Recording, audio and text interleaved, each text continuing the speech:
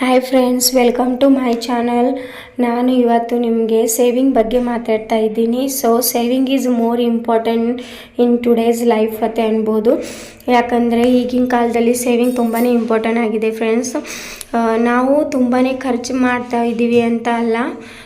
So ಇವತ್ತು ನಾನು 6 tips ಹೇಳ್ತಾ ಇದ್ದೀನಿ.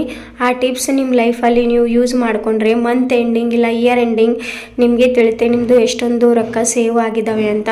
ನಾನು ಯಾವುದೂ ಆ್ಯಪ್ ಇನ್ವೆಸ್ಟ್ಮೆಂಟ್ಗೆ ಮಾತಾಡ್ತಾ ಇಲ್ಲ ಫ್ರೆಂಡ್ಸ್. ನೀವು ಸೆಲ್ಫ್ ಸೇವಿಂಗ್ ಅಂದರೆ ಮನೆಯಲ್ಲಿ ಮಾಡ್ತಂಥ ಸೇವಿಂಗ್ ಬಗ್ಗೆ ಮಾತಾಡ್ತಾ ಇದ್ದೀನಿ ಫ್ರೆಂಡ್ಸ್. ಫಸ್ಟ್ ಟಿಪ್ಸ್ ಅಂದರೆ, ನೀವು ನಿಮ್ಮದು ಪೇಮೆಂಟ್ ಬರುತ್ತೆ ಇಲ್ಲ ನಿಮ್ಮಲ್ಲಿ ರೊಕ್ಕ ಬರುತ್ತೆ ಅಂತ ನೀವು ಜಾಬ್ಗೆ ಹೋಗ್ತೀರಲ್ಲ, ಹೌಸ್ ವೈಫ್, ನಿಮಗೆ ಒಂದು ಅಮೌಂಟ್ ಕೊಟ್ಟಿರ್ತಾರೆ ಮನೆ ನಡೆಸೋಕ್ಕೆ. ಆ ರೊಕ್ಕದಲ್ಲಿ ಫಸ್ಟ್ ಆಫ್ ಆಲ್ ನೀವು ದೇವರಿಗೆ ಅರ್ಪಣೆ ಮಾಡಬೇಕು. ಆ ಫಸ್ಟ್ ಅಮೌಂಟ್ ನೀವು ಏನೂ ಖರ್ಚು ಮಾಡ್ದೇನೆ ನೀವು ದೇವರಿಗೆ ಅರ್ಪಣೆ ಮಾಡ್ಬೋದು. ನೀವು ಯಾವ ದೇವರಿಗೆ ನಿಮ್ಮ ಆಸ್ಥಾನ ಅಂದರೆ ನಿಮ್ಮ ಮನೆಯಲ್ಲಿ ಯಾವ ದೇವ್ರು ಇರುತ್ತೆ ಆ ದೇವರಿಗೆ ಅರ್ಪಣೆ ಮಾಡಬೇಕು.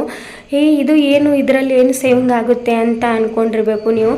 ಬಟ್ ಇದು ಸೇವಿಂಗ್ ಆಗುತ್ತೆ ಫ್ರೆಂಡ್ಸ್. ನೀವು ನಿಮ್ಮ ದೇವರಿಗೆ ಅರ್ಪಣೆ ಮಾಡಿದ್ರೆ ನಾವು ರೊಕ್ಕದಲ್ಲಿ ನಾವು ತುಂಬಾ ಚೆನ್ನಾಗಿ ಖರ್ಚು ಮಾಡ್ತೀವಿ. ಯಾಕಂದರೆ ಅದೊಂದು ದೇವ್ರ ಆಶೀರ್ವಾದ ಸಿಕ್ಕ ಮೇಲೆ ನಮ್ಮದು ಸೇವಿಂಗ್ ಏನಾಗುತ್ತೆ, ಇಲ್ಲ ಅಂದರೆ ಖರ್ಚು ಕಡಿಮೆ ಆಗುತ್ತೆ ಫ್ರೆಂಡ್ಸ್. ಸೊ ಫಸ್ಟ್ ಇದೇ ಮಾಡಬೇಕು ಫ್ರೆಂಡ್ಸ್. ಸೆಕೆಂಡ್ ಏನದೆ ಅಂದರೆ, ನಾವು ದಾನ ಮಾಡಬೇಕು ಫ್ರೆಂಡ್ಸ್. ಇಲ್ಲಿ ಸೇವಿಂಗು ಅಂತಾರೆ ಮತ್ತು ದಾನನೂ ಅಂತಾರೆ. ಇದು ಯಾವುದು ವಿಡಿಯೋ ಅನ್ಕೊತಿರ್ಬೇಕು. ದಾನ ಅಂದರೆ ಆ ಥರ ದಾನ ಇಲ್ಲ ಫ್ರೆಂಡ್ಸ್. ನಿಮಗೆ ಕೊಡಬೇಕು ಅನಿಸಿದರೆ ಅನಾಥಾಶ್ರಮ, ವೃದ್ಧಾಶ್ರಮ, ಇಲ್ಲಾಂದರೆ ಸ್ಕೂಲಲ್ಲಿ ಏನು ನಿಮಗೆ ಜಸ್ಟ್ ಈಗ 1500 ಅಷ್ಟೇ ಅಮೌಂಟ್ ಇರುತ್ತೆ. ನಿಮ್ಮಲ್ಲಿ ಎಷ್ಟಾಗುತ್ತೆ ಅಷ್ಟು ಅಮೌಂಟ್ ಕೊಡಬೇಕು ಫ್ರೆಂಡ್ಸ್.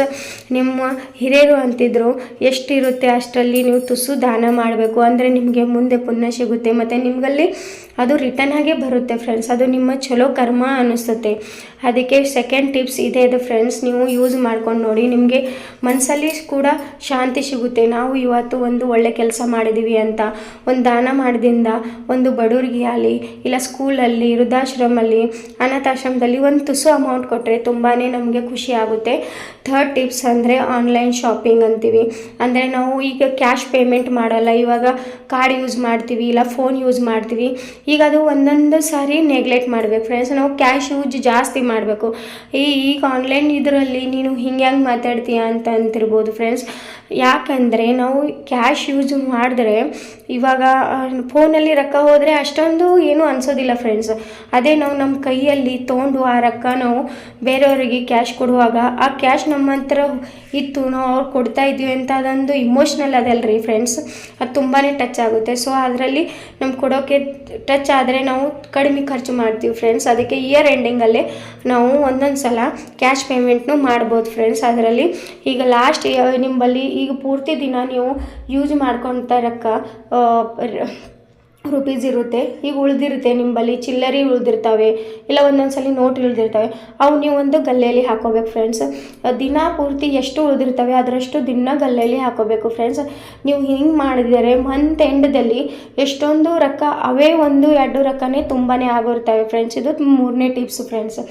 4ನೇ ಟಿಪ್ಸ್ ಏನಂದರೆ, ನೀವು ನಿಮ್ಮ ವ್ಯಾಲೆಟ್ದಲ್ಲಿ ಇಯರ್ ಎಂಡ್ ಲಾಸ್ಟ್ ಏನಿರುತ್ತೆ ಫ್ರೆಂಡ್ಸ್, ನೀವು ಹೊರಗಡೆ ಹೋಗ್ತಾ ಇರ್ತೀರಾ, ನೀವು ಶಾಪಿಂಗ್ ಮಾಡೋಕ್ಕೆ ಹೋಗ್ತೀರಾ ಇಲ್ಲ ಜಾಬ್ಗೆ ಹೋಗ್ತೀರಾ, ನೀವು ಟಿಫಿನ್ ಇಲ್ಲ ವಾಟರ್ ಬಾಟಲ್ ಕ್ಯಾರಿ ಮಾಡಬೇಕು friends. Daily tiffin water bottle carry ಮಾಡೋದ್ರಿಂದ ಅದರಲ್ಲಿ ನಿಮ್ಮ ರೂಪೀಸ್ ಉಳಿತಾವೆ ಫ್ರೆಂಡ್ಸ್. ಅದರಲ್ಲಿ ನೀವು ಹೆಲ್ದಿ ಮತ್ತಂದ್ರೆ ಕಾನ್ಷಿಯಸ್ ಫುಡ್ಡು ನೀವು ಕನ್ಸ್ಯೂಮ್ ಮಾಡ್ತೀರಾ ಫ್ರೆಂಡ್ಸ್. ಸೊ ಅವು ರೊಕ್ಕನೂ ನಿಮ್ಮ ಸೇವ್ ಆಗ್ತಾವೆ ಫ್ರೆಂಡ್ಸ್.